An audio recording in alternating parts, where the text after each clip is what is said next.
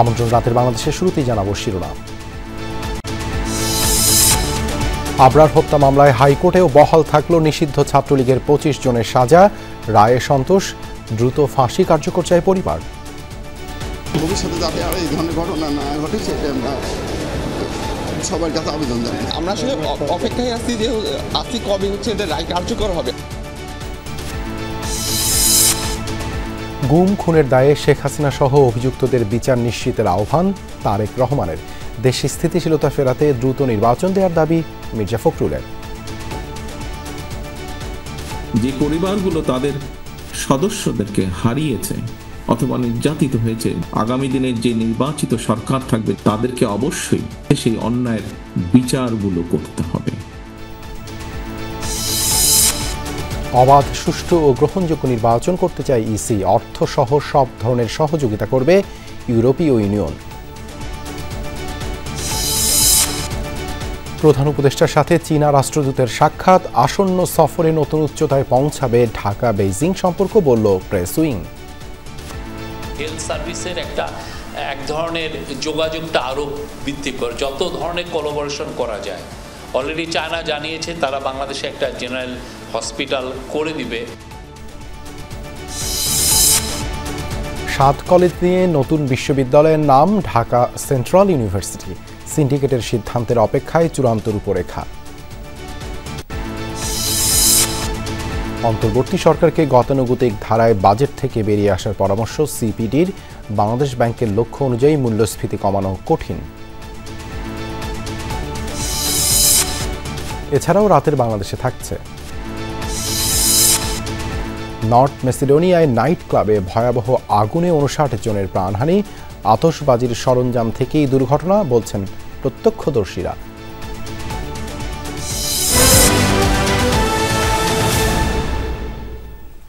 এতক্ষণ শিরোনাম দেখছিলেন, আপনাদের সঙ্গে আছি আমি দেবাশিস রঞ্জন সরকার। বুয়েট ছাত্র আবরার ফাহাদ হত্যা মামলায় 20 জনের মৃত্যুদণ্ড ও 5 জনের যাবজ্জীবন কারাদণ্ড বহাল রেখেছেন হাইকোর্ট। সকালে বিচারপতি AK মাসাদুজ্জামান ও বিচারপতি সৈয়দ এনায়েত হোসেনের সমন্বয়ে গঠিত হাইকোর্ট বেঞ্চ এই রায় দেন। এই রায়ে ন্যায় বিচার প্রতিষ্ঠার পথ প্রশস্ত হলো বলে মনে করছেন রাষ্ট্রের প্রধান আইন কর্মকর্তা। দ্রুত রায় কার্যকর চান আবরারের পরিবার। 2019 সালের 6 অক্টোবর বুয়েটের শেরে বাংলা হল থেকে উদ্ধার করা হয় তড়িৎ ও ইলেকট্রনিক প্রকৌশল বিভাগের 2য় বর্ষের শিক্ষার্থী আবরার ফাহাদের মরদেহ। সেই সময় সিসি ক্যামেরা ফুটেজে দেখা যায় প্রথমে হলের 2011 নম্বর এবং পরে 2005 নম্বর রুমে নিয়ে নির্যাতনের পর টেনে হিচড়ে আবরারকে সিঁড়ির পাশে নিয়ে যায় ছাত্রলীগ কর্মীরা। ততক্ষণে নির্যাতনেই প্রাণ যায় আবরার ফাহাদের। এ ঘটনায় চকবাজার থানায় হত্যা মামলা দায়ের করেন আবরারের বাবা। 2019 সালের 13 নভেম্বর বুয়েট ছাত্রলীগের 25 জনের বিরুদ্ধে আদালতে অভিযোগপত্র দেয় পুলিশ। 2021 সালের 8 ডিসেম্বর দেয়া হয় নিম্ন আদালতের রায়, যাতে 20 জনকে মৃত্যুদণ্ড এবং 5 জনকে যাবজ্জীবন কারাদণ্ড দেয়া হয়। 2022 সালেই মামলাটির ডেথ রেফারেন্স হাইকোর্টে পৌঁছালেও শুনানির উদ্যোগ নেয়নি তৎকালীন সরকারের আইন কর্মকর্তারা। রাজনৈতিক পট পরিবর্তনের পর চলতি বছরের 10 ফেব্রুয়ারি থেকে 28 ফেব্রুয়ারি পর্যন্ত টানা আপিল শুনানি শেষে রায়ের জন্য অপেক্ষমান ছিল এই মামলাটি। রোববার নিম্ন আদালতের রায় বহাল রাখেন হাইকোর্ট। ফ্যাসিজম যত শক্তিশালী হোক, মানুষের মনুষ্যত্ববোধ কখনো কখনো জেগে উঠলে সমস্ত ফ্যাসিজমকে দুমড়ে মুচড়ে ভেঙে দিতে পারে। এবং সাধারণ জনগণের এই যে প্রতিক্রিয়া ছিল, সেই প্রতিক্রিয়ার কারণেই আবরার ফাহাদের এই হত্যাকাণ্ডের বিচার নিশ্চিত হয়েছে। রায়ে সন্তুষ্টি প্রকাশ করে দ্রুত ফাঁসি কার্যকরের দাবি আবরারের বাবার। যে শিক্ষা প্রতিষ্ঠানে এই ধরনের র্যাগিং আছে সেটা তো অবশ্যই আমরা পরিবর্তন চাই, যাতে ছাত্ররা যাতে ভালোভাবে বসবাস করতে পারে, ভবিষ্যতে যাতে আর এই ধরনের ঘটনা না ঘটে সেটা আমরা সবার কাছে আবেদন জানাই। তবে গত 6 আগস্ট এ মামলার মৃত্যুদণ্ডপ্রাপ্ত আসামি মুনতাসির আল জেমি গাজীপুরের হাই সিকিউরিটি কারাগার থেকে পালিয়ে যাওয়ায় ক্ষোভ জানান আবরারের ভাই। এই বিষয়টা আসলে সম্পূর্ণ আমাদের জন্য হতাশার, কারণ মানে আমরা আসলে অপেক্ষায় আছি যে কবে হচ্ছে এদের রায় কার্যকর হবে, আর সেখানে হচ্ছে আমরা কাইন্ড অফ হচ্ছে তার মধ্যে হঠাৎ করে জানতে পারতেছি একজনকে পালিয়ে চলে গেছে। এদিকে রায়ের ন্যায় বিচার পাননি বলে অভিযোগ আসামি পক্ষের আইনজীবীর, জানিয়েছেন সর্বোচ্চ আদালতে যাওয়ার কথা। যে 4 জন সাক্ষ্যের ভিত্তিতে সাজা দেয়া হয়েছিল ট্রায়াল ট্রাইব্যুনালে, তাদের জবানবন্দিতে সেই বক্তব্যগুলো নেই। আবরার হত্যার ঘটনার পরপরই বিক্ষোভের মুখে 3 দিনের মধ্যেই গ্রেফতার করা হয় 22 জন আসামিকে। প্রথম থেকেই পলাতক ছিল 3 জন। এই 3 জন এবং জেল পলাতক জিমি সহ সবাই মৃত্যুদণ্ডপ্রাপ্ত আসামি। আরিফুর রহমান সবুজ, যমুনা নিউজ, ঢাকা। বুয়েট শিক্ষার্থী আবরার ফাহাদ হত্যা মামলায় ডেথ রেফারেন্সের রায়ে সন্তোষ প্রকাশ করে দ্রুত কার্যকর ও পলাতক আসামিদের গ্রেপ্তারের দাবি জানিয়েছেন আবরার ফাহাদের মা রোকেয়া খাতুন। আদালতের রায় ঘোষণার পর কুষ্টিয়ায় পিটিআই সড়কের বাসায় এসব কথা জানান তিনি। এ সময় বুয়েট সহ দেশের সকল বিশ্ববিদ্যালয়ে ছাত্র রাজনীতি নিষিদ্ধের দাবি জানান রোকেয়া খাতুন।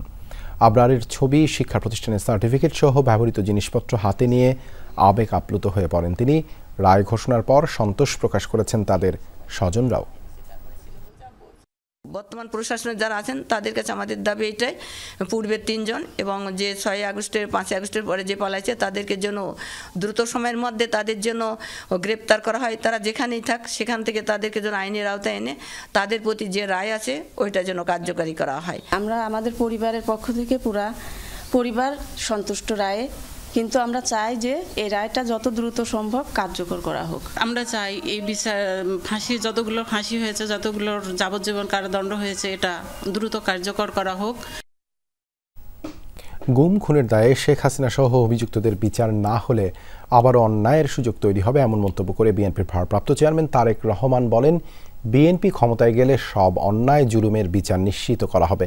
আলাদা অনুষ্ঠানে বিএনপি মহাসচিব দেশে স্থিতিশীলতা আনতে দ্রুত সময়ের মধ্যে প্রয়োজনীয় সংস্কার করে নির্বাচন দেওয়ার আহ্বান জানান। আমি আমার বড় ছেলের শোক পালন করব, সেটাও করতে পারি না কারণ আমার ছোট ছেলেটা অসুস্থ। গত 15 বছরে গণতান্ত্রিক অধিকার পুনরুদ্ধার আন্দোলনে গুম ও শহীদ পরিবারের সদস্যদের সম্মানে রাজধানীর একটি হোটেলে ইফতারের আয়োজন করে আমরা বিএনপি পরিবারগুলোকে দেওয়া হয় ঈদ উপহার। এছাড়া কয়েকজনের হাতে তুলে দেওয়া হয় চাকরির নিয়োগপত্র। আয়োজনে উপস্থিত ছিলেন জুলাই অভ্যুত্থানে জীবন উৎসর্গ করা অনেকের পরিবার। আমার ছেলে বিনা চিকিৎসায় সে মনে করেন মৃত্যুবরণ করতে হয়েছে। যদি শহীদদের অবমাননা করা হয়, যদি আহতদের রক্তের প্রতি অবমাননা করা হয়, তাহলে এই দ্বিতীয় স্বাধীনতা কিন্তু আমরা ধরে রাখতে পারব না। জীবন উৎসর্গ করা বীরদের স্মরণ করে অনুষ্ঠানে বিএনপির ভারপ্রাপ্ত চেয়ারম্যান তারেক রহমান বলেন, যে দলই ক্ষমতায় আসুক গুম খুনের বিচার করতে হবে। আগামী দিন যারা দেশ পরিচালনার দায়িত্বে পাবেন, অবশ্যই একটি কর্মসূচি থাকতে হবে। যে পরিবারগুলো তাদের সদস্যদেরকে হারিয়েছে, যে কোনো মূল্যে সুষ্ঠুভাবে এই বিচার হতে হবে। অন্যায়ের সঠিক সুষ্ঠু বিচার যদি না হয়, হয়তোবা দেশে আবারও অন্যায় সংগঠিত হতে পারে। যে বিএনপি বাংলাদেশ জাতীয়তাবাদী দল, তাকে যদি বাংলাদেশের মানুষ আগামী দিনে সুযোগ দেয় দেশ পরিচালনার, তাহলে অবশ্যই যাদেরকে হত্যা করা হয়েছে সেই হত্যাগুলোরও বিচার অবশ্যই ইনশাআল্লাহ আমরা করব। এদিকে জাতীয় প্রেস ক্লাবে ঢাকা সাংবাদিক ইউনিয়ন ও ফেডারেল সাংবাদিক ইউনিয়নের একাংশের ইফতারে অংশ নেন বিএনপি মহাসচিব মির্জা ফখরুল ইসলাম আলমগীর। বলেন, বিএনপি সংস্কারের বিষয়ে প্রতিশ্রুতিবদ্ধ।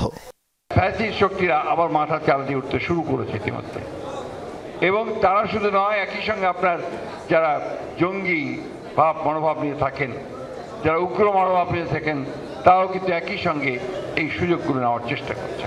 যত দ্রুত জনগণের নির্বাচিত প্রতিনিধিরা পার্লামেন্টে আসবেন, যে বাকি সংস্কারগুলো রয়েছে যেটা অত্যন্ত প্রয়োজনীয় এবং যেটা আপনার করা প্রয়োজন, সেটা আমরা সবাই মিলে একসাথে করতে পারবো। জাতির আশা আকাঙ্ক্ষা পূরণের জন্য প্রয়োজনীয় সংস্কার কার্যক্রম শেষ করতে যতটুকু সময় প্রয়োজন, অহেতুক বিলম্ব না করে তার মধ্যে সংস্কার সম্পন্ন করে অবিলম্বে নির্বাচনের তারিখ এবং রোডম্যাপ ঘোষণা করা উচিত। ছাত্ররা অসহিংস হয়ে উঠছে উল্লেখ করে বিএনপি মহাসচিব বলেন, ভয়াবহ দানবীয় পরিবেশ থেকে উত্তরণে সকলকেই ধৈর্য ধরতে হবে। ইয়াং জেনারেশন, বিশেষ করে ছাত্ররা, তারা অসহিষ্ণু হয়ে উঠছে। আরিফিন শাকিল, যমুনা নিউজ, ঢাকা।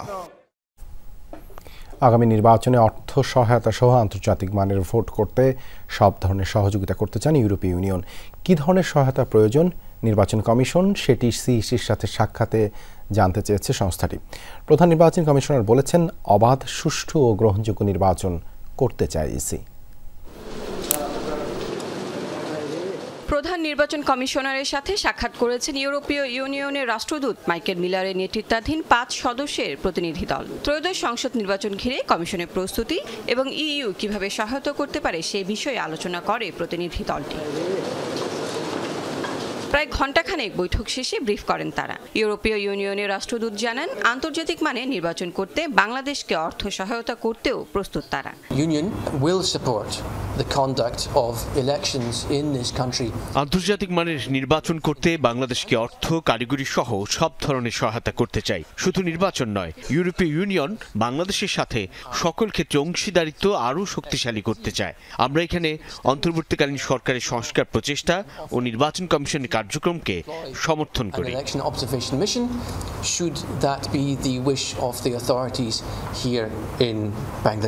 সিইসি বলেন, দেশে বিদেশে গ্রহণযোগ্য হয় এমন নির্বাচনই করতে চায় ইসি।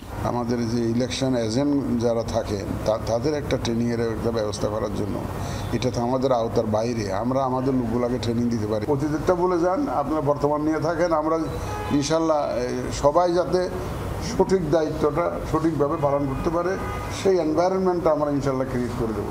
এর আগে ইউএনডিপি সহ উন্নয়ন সহযোগীরাও বৈঠক করেছে নির্বাচন কমিশনের সাথে। নির্বাচনে কারিগরি সহায়তার আশ্বাস দিয়েছে ইউএনডিপি। আমরা তো কোনো কিছু লুকিয়ে ছাপিয়ে করতেছি না, আমরা যা করছি একদম ট্রান্সপারেন্ট ওয়েতে করছি। লাভলি বিথি, যমুনা নিউজ, ঢাকা। বাংলাদেশের সাথে সম্পর্ক নতুন উচ্চতায় নিতে চায় চীন। প্রধান উপদেষ্টার চীন সফরে বিনিয়োগ সহ গুরুত্বপূর্ণ বিষয়ে বৈঠক ও সিদ্ধান্ত নেওয়া হবে, এমনটাই জানিয়েছেন প্রধান উপদেষ্টার প্রেস সেক্রেটারি শফিকুল আলম। চীনের হাসপাতাল চেইনগুলো বাংলাদেশে নিয়ে আসার বিষয়েও আশা তার। দুপুরে ফরেন সার্ভিস একাডেমিতে সংবাদ সম্মেলনে তিনি বলেন, ম্যানুফ্যাকচারিং বিপ্লব ঘটাতে চায় অন্তর্বর্তীকালীন সরকার। চীনের প্রেসিডেন্ট শি জিনপিং এর সাথে মিটিং হবে ২৮ মার্চ। এছাড়া পিকিং বিশ্ববিদ্যালয়ে ভাষণ দেবেন ডক্টর মোহাম্মদ ইউনূস। ২৬ মার্চ ৪ দিনের চীন সফরে যাচ্ছেন প্রধান উপদেষ্টা ডক্টর মোহাম্মদ ইউনূস। সরকার প্রধান হিসাবে এটাই তার প্রথম কোনো রাষ্ট্রীয় সফর। এ নিয়ে সকালে প্রধান উপদেষ্টার সাথে দেখা করেছেন চীনের রাষ্ট্রদূত। সফরে বিভিন্ন বৈঠক ও বিষয় নিয়ে কথা বলেন তিনি। চাইনিজ কোম্পানিগুলো বাংলাদেশে লার্জেস্ট ইনভেস্টমেন্ট করেছে গত ৭ মাসে। পরে সংবাদ সম্মেলনে প্রধান উপদেষ্টার প্রেস সেক্রেটারি শফিকুল আলম বলেন, এটি গুরুত্বপূর্ণ সফর যা বাংলাদেশের জন্য সুফল বয়ে আনবে। আমরা চাচ্ছি এই ভিজিটটার মাধ্যমে বাংলাদেশ চায়নার যে সম্পর্ক এটা একটা নতুন উচ্চতায় যাবে। তিনি বলেন, চীন সরকারের পাশাপাশি এশিয়ার বড় বড় কোম্পানির প্রধানদের সাথেও বৈঠকের কথা রয়েছে। এই সফরের মধ্য দিয়ে বাংলাদেশের মাটিতে চীনের বড় বড় প্রতিষ্ঠানগুলোর অফিস হবে বলে আশা করেন তিনি। চাইনিজ বড় সিইওদের সাথে মিশা, চায়নার সাথে বাংলাদেশকে ইন্ডাস্ট্রিয়ালাইজেশনের জন্য, বাংলাদেশে ম্যানুফ্যাকচারিং এর জন্য একটা বড় হাব তৈরি করার জন্য চাইনিজ অ্যাম্বাসাডার বলেছেন যে এটা হবে যে this is the most important visit like by Bangladeshi leader in 50 years. চিকিৎসা সেবার সংকট লাঘবে চীনের হাসপাতালে বাংলাদেশিদের জন্য বিশেষ ব্যবস্থা চালু হয়েছে এরই মধ্যে। প্রধান উপদেষ্টার সফরে চীনের হাসপাতাল চেইনগুলো বাংলাদেশে নিয়ে আসার চেষ্টা করবেন বলে জানান প্রেস সেক্রেটারি। চায়নার সাথে আমাদের একটা হেলথ সার্ভিসের এক ধরনের যোগাযোগটা আরও বৃদ্ধি করে, যত ধরনের কোলাবোরেশন করা যায়। অলরেডি চায়না জানিয়েছে তারা বাংলাদেশে একটা জেনারেল হসপিটাল করে দিবে। এছাড়া পিকিং বিশ্ববিদ্যালয়ে ভাষণ দিবেন doctor Mohammad Yunus. Peking university চায়নার খুবই নামকরা একটা ইউনিভার্সিটি, গ্লোবাল র্যাঙ্কিংয়ে ওইটা প্রায় টপ 10 এর মধ্যে থাকে। রাজীব আহমেদ, যমুনা নিউজ, ঢাকা। ৭ কলেজকে নিয়ে ঢাকা সেন্ট্রাল ইউনিভার্সিটি নামে নতুন বিশ্ববিদ্যালয় করার সিদ্ধান্ত নিয়েছে বিশ্ববিদ্যালয় মঞ্জুরি কমিশন ইউজিসি।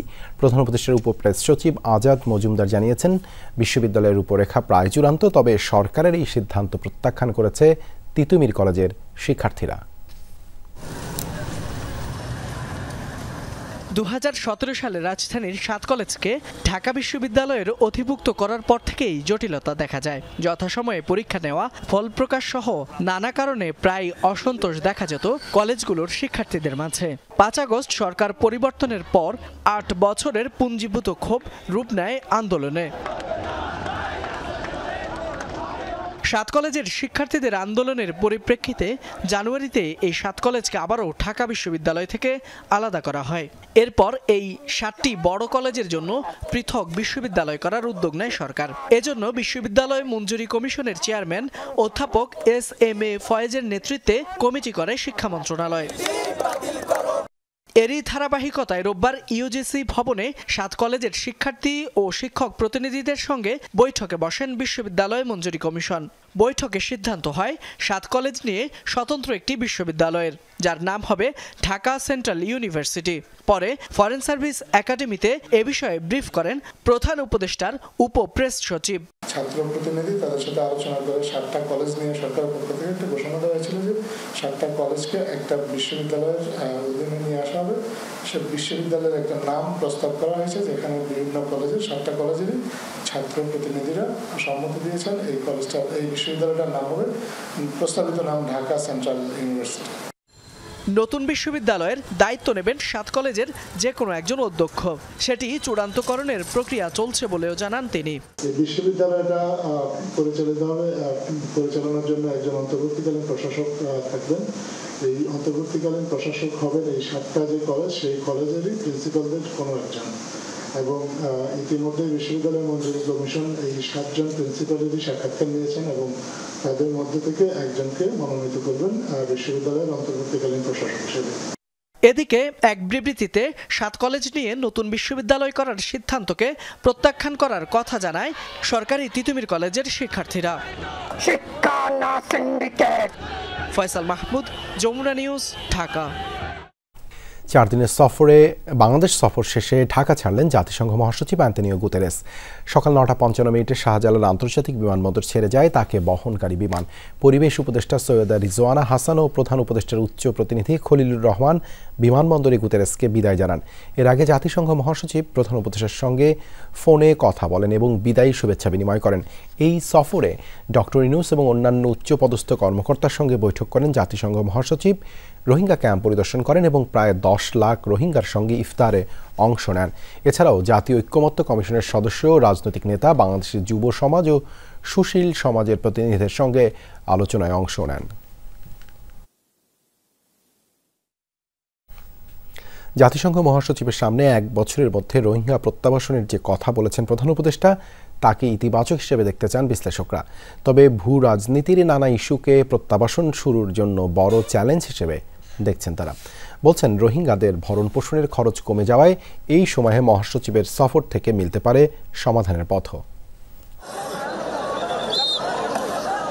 সেই 2017 থেকে রোহিঙ্গা সংকটে নাজেহাল বাংলাদেশ। নানা চেষ্টার পরও 8 বছরে একজনকেও ফেরানো যায়নি তাদের দেশ মিয়ানমারে। এ বাস্তবতায় জাতিসংঘ মহাসচিব অ্যান্তনিও গুতেরেসের বাংলাদেশ সফর। তাকে নিয়ে লাখো রোহিঙ্গার সাথে ইফতার করেছেন প্রধান উপদেষ্টা ডক্টর মোহাম্মদ ইউনূস।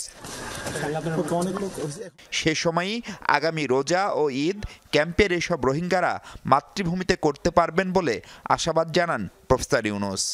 সামনের বছর ঈদের সময় যেন অনার বাড়ির মধ্যে তাই ইউনিটি একত্র হন এবং দাদাদারির খবরের কাছে তাইরে অনেক তারিখ সম্বর্ধনা দেন। প্রধান উপদেষ্টার এই আশ্বাসে উচ্ছ্বসিত রোহিঙ্গারা। প্রথমবারের মতো সরকার প্রধান প্রত্যাবাসনের সময় নিয়ে কথা বলায় আশাবাদী বিশ্লেষকরাও।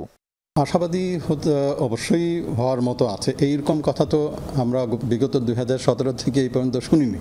সো এই কথাগুলো যে বলছেন এবং in presence of UN secretary general, this is a good message I would say. রাখাইনে যেটা ঘটছে তার সাথে সরাসরি বৃহৎ শক্তিগুলোর সংযুক্তি আছে, প্রতিবেশীদেরও সংযুক্তি থাকবার অসম্ভব কিছু নয়। তারা এক জায়গায় হয়ে এই বিষয়টা সমাধানের জন্য উদ্যোগী হবে, ততক্ষণ পর্যন্ত আমি খুব বেশি আশাবাদী হতে চাই না, কিন্তু সতর্কভাবে আশাবাদী। শুরু করাটা গুরুত্বপূর্ণ। সেই কনটেক্সট থেকে রিপ্যাট্রিয়েশনের যে কাজগুলো এর আগেও হয়েছিল, এর পরে স্টেলমেট, আমরা জানি যে সিভিল ওয়ারের কারণে আর একেবারেই সম্ভব হয়নি সেই বিষয়ে এগিয়ে নিয়ে যাওয়া।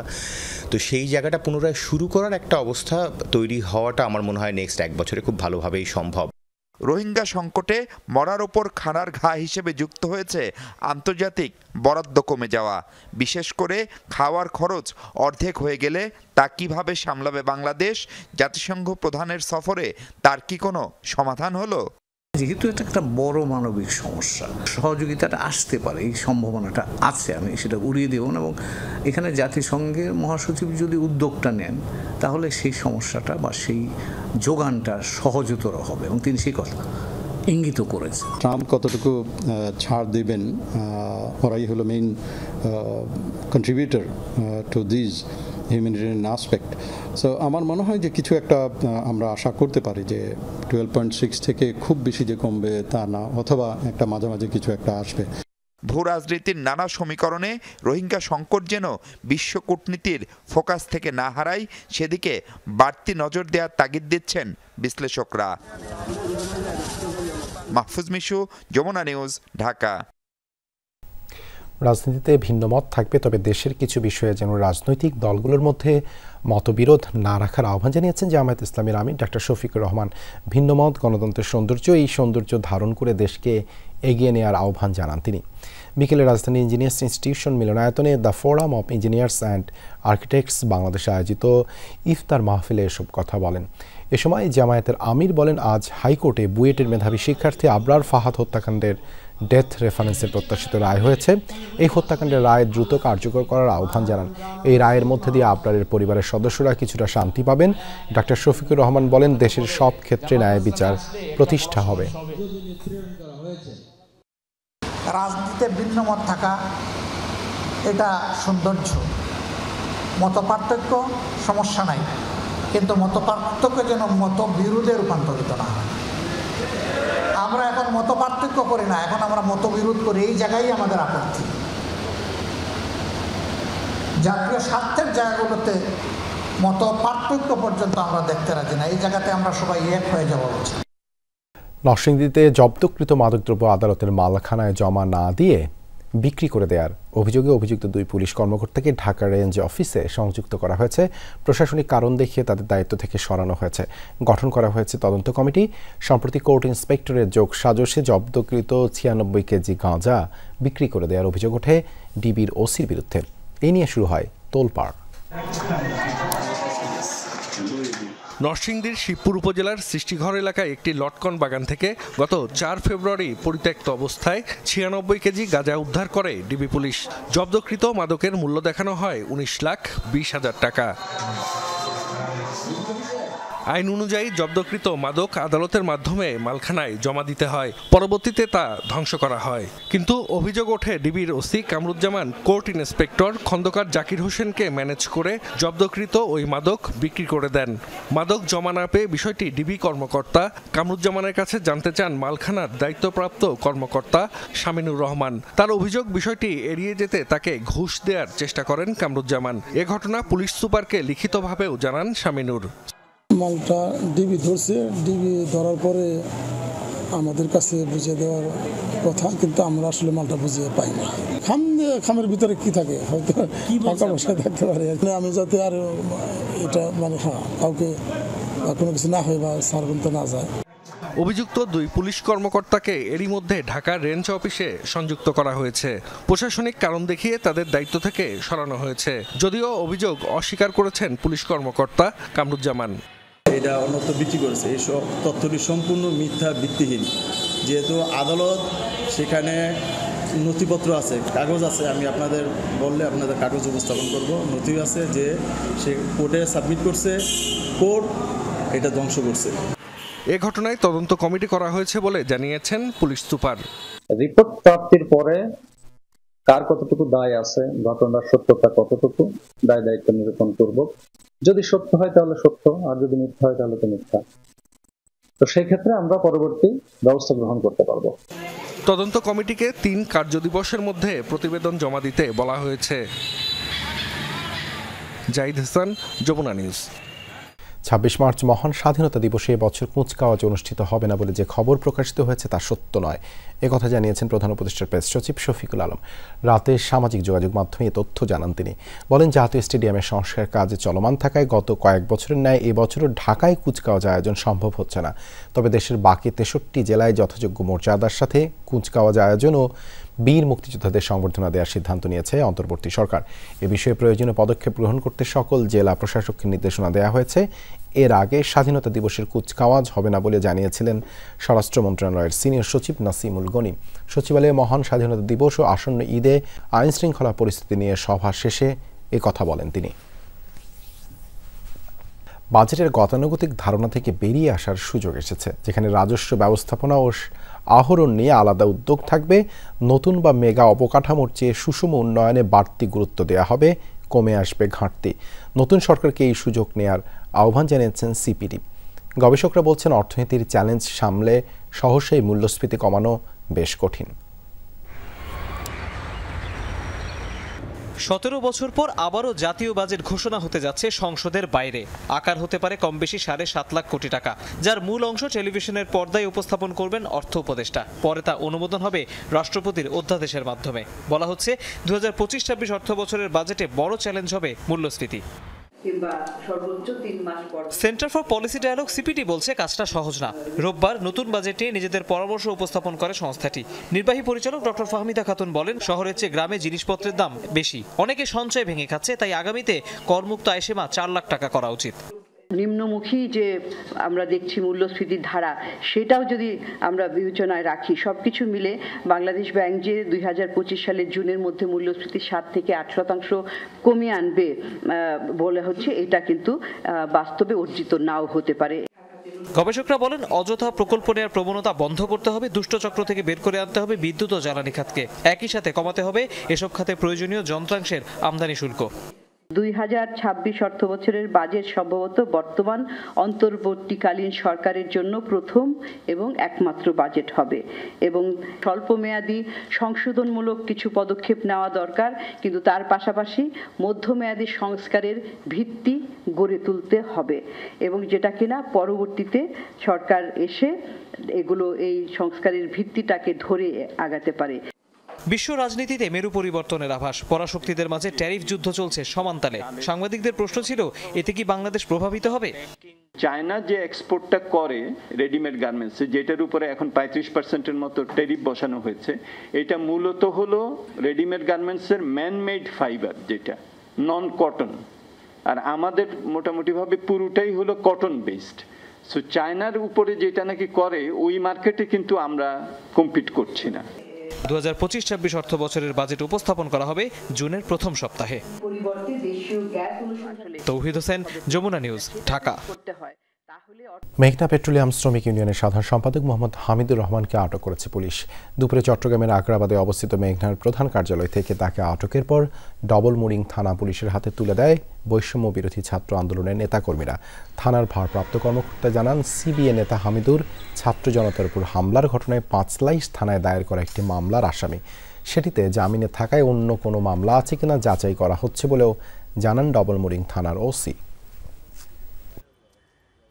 পর্যটন নগরী কক্সবাজারে জমে উঠেছে ঈদ বাজার। ছোট বড় সব মার্কেটেই ক্রেতাদের পদচারণায় মুখর। মধ্যরাত পর্যন্ত চলছে বেচাকেনা। দেশি বিদেশি পোশাক আর বাহারি সব নাম দিয়ে ক্রেতা আকর্ষণের চেষ্টায় বিক্রেতারা। নিরাপত্তা নিশ্চিতে সতর্ক অবস্থানে প্রশাসন। কক্সবাজারের প্রতিটি মার্কেট, শপিং মল এখন সরগরম। যত দিন গড়াচ্ছে ততই বাড়ছে ক্রেতাদের ভিড়। শিশু, কিশোর, তরুণ তরুণী সহ নানা বয়সী ক্রেতারা আসছেন পছন্দের কাপড় কিনতে। তবে নারী ক্রেতার ভিড় সবচেয়ে বেশি। আমার জন্য পাকিস্তানি ড্রেস নিছি, এখন মেয়ের জন্য দেখতেছি। আমার আজকে এবারে প্ল্যান আছে হচ্ছে টপস কালেকশন নেওয়ার। অনেক বেশি মানুষ, তাই তাড়াতাড়ি চলে আসলাম স্টক আউট হওয়ার আগেই। যদি পছন্দ হয়ে যায় তাহলে সেম কালারের আমরা বাপ বেটার যেটা আসছে সেটাও নিয়ে নিব। ক্রেতাদের চাহিদা অনুযায়ী বাহারি সব পোশাকের পসরা সাজিয়েছেন বিক্রেতারা। ইন্ডিয়ান কালেকশনও আছে, পাকিস্তানি কালেকশনটা এবারে খুব বেশি পছন্দ করতেছে কাস্টমার, যার কারণে আমরা পাকিস্তানিকে একটু জোর দিয়েছি। 15 রমজানের পর থেকে জমজমাট হয়, আশা করি গত বছরের চেয়ে এবছর ভালো ব্যবসা হবে। নিরাপত্তা নিশ্চিত করতে টহল জোরদার করেছে প্রশাসন। অনেক সময় দেখা যায় বিভিন্ন দূর দূরান্ত থেকে এখানে কেনাকাটা করতে আসে, ইফটিজিং এর শিকার হয়, চিন্তার শিকার হয়, হাইজ্যাকের শিকার হয়। বিভিন্ন জায়গায় বিভিন্ন ঘটনার পরিপ্রেক্ষিতে হয়তো বা কাস্টমার ক্রেতারা ভয় পাচ্ছে, তাদের একটা নিরাপত্তার বিষয় আছে। টহল, আমাদের ফুটপাতে পেট্রোল থেকে শুরু করে আমাদের এখানে 5 থেকে 6টি মোবাইল পেট্রোল ওখানে কাজ করবে রাতের বেলা বিশেষ করে। জুবায়েদ ইবনে শাহাদাত, যমুনা নিউজ। গান শোনাই কাল হয়ে দাঁড়ালো নর্থ ম্যাসেডোনিয়ার একটি নাইট ক্লাবের দর্শকদের। আতশবাজি থেকে ভয়াবহ অগ্নিকাণ্ডের ঘটনায় প্রাণ গেছে কমপক্ষে 59 জনের, যাদের বেশিরভাগের বয়স 14 থেকে 21 বছরের মাঝে। অগ্নিদগ্ধ হয়ে হাসপাতালে মৃত্যুর সাথে লড়ছেন 150 বেশি মানুষ, শঙ্কা বাড়বে প্রাণহানি। এই ঘটনায় শোক জানিয়েছে ক্যাথলিক ধর্মগুরু পোপ ফ্রান্সিস সহ ইউরোপের বিভিন্ন দেশ। রোববার স্থানীয় সময় ভোররাত তরুণ তরুণীদের পদচারণায় জমজমাট নর্থ ম্যাসেডোনিয়ার কোকানি শহরের ক্লাব পালস। এডিএর নামের একটি ব্যান্ডের রক গানে মাতোয়ারা উঠতি বয়সী দর্শকরা। স্টেজে জ্বলছে বর্ণিল আতশবাজি। কিন্তু এই জমকালো রাতেই প্রাণ ঝরল কনসার্ট দেখতে আসা বহু ছেলেমেয়ের। কনসার্ট শুরুর কিছু সময়ের মাঝেই আলোকসজ্জার প্রদর্শনী থেকে ছড়িয়ে পড়ে ভয়াবহ আগুন। নাইট ক্লাবগুলোতে আলোকসজ্জার সৌন্দর্য কয়েক গুণ বাড়াতে ব্যবহৃত পাইরোটেকনিক্স থেকে আগুন ধরে যায় ক্লাবের সিলিংয়ে। খবর পেয়ে ছুটে যায় উদ্ধারকর্মীরা। আগুন নেভানোর পর বেরিয়ে আসে একের পর এক মরদেহ। টমসি আমার একমাত্র সন্তান ছিল, এই নাইট ক্লাবের আগুনে পুড়ে মারা গেল। আমি এখন কি করব? এতগুলো পরিবারের যে ক্ষতি হলো তাদের কি জবাব দেয়া হবে? আমি শাস্তি চাই, সবার সর্বোচ্চ শাস্তি চাই।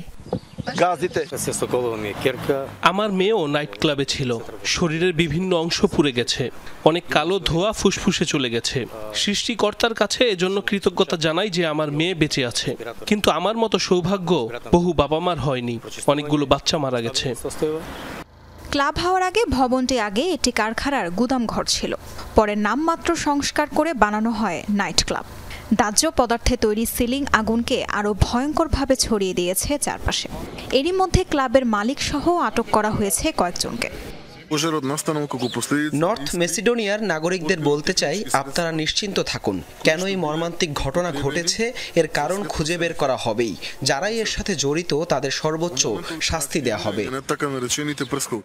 নাইট ক্লাবের আগুনে নিহতদের স্মরণে 7 দিনের রাষ্ট্রীয় শোক ঘোষণার সিদ্ধান্ত নিয়েছে নর্থ ম্যাসেডোনিয়া প্রশাসন।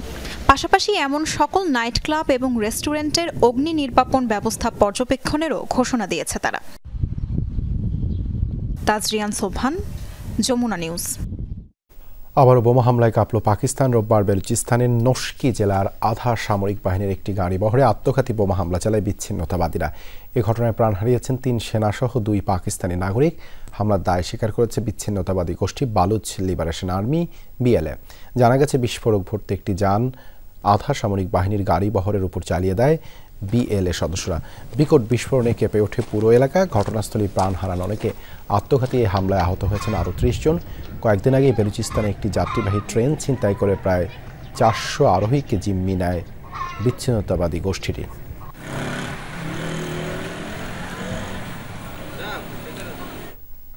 এই ছিল রাতের বাংলাদেশে। এতক্ষণ আমাদের সাথে থাকার জন্য ধন্যবাদ সবাইকে।